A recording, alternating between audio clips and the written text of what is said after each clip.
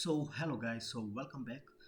In this video tutorial, I'm going to talk about a visible area and a Creo parametric drawings. Yeah. So right now I'm in a full view. Yeah, which is here.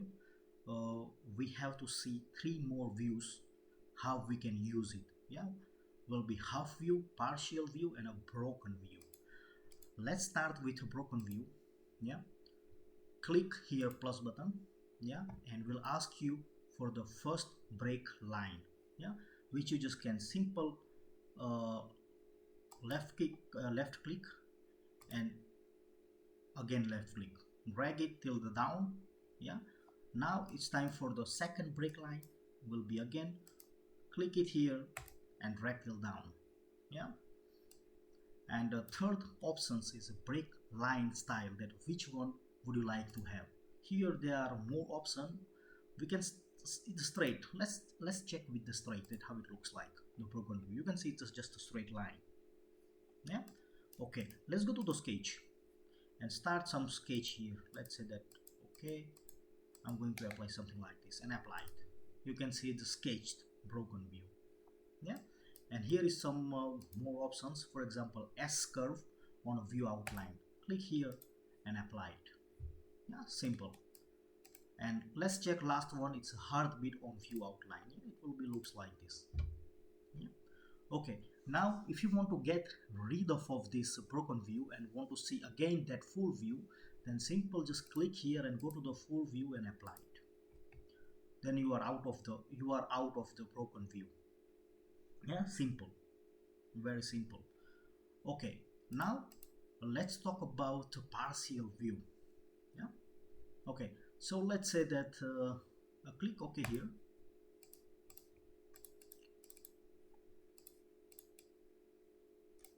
Okay, so let's talk about the partial view right now. So let's say that I want to just see this part only. Yeah, that's called partial view. Let's see how we can use it. So here's a looks like a reference point on geometry. Okay, so let's say that I'm giving here the reference point, and it's asking now to do is a spline boundary. So we have to sketch the spline. Yeah, it will be simple, something like this, and apply it. So as you can see here, this is our partial view. Yeah, very simple and easy to use it. Okay, and if you want to get rid of it, or you don't want to see the partial view, then again go to the full view and apply it. You will get back your original full view. Yeah, double click here again, go to the visible area. Yeah, for the half view I have prepared some different model, so let's go there and let's check it out. Okay, so this is the model I have prepared. Okay, so half view. Okay, go here, go to the visible area, click half view again here. So half view reference plane, it will ask you the reference plane. Yeah, so I will activate the plane view, and I will take this plane. Yeah, this plane. Okay, so right now it will ask you the side to keep. Which side would you like to click? I don't know if you can see this arrow. Yeah, so basically this will be removed and this arrow will be the keep. If you will do like this, then this side it will keep and this side will be the symmetry.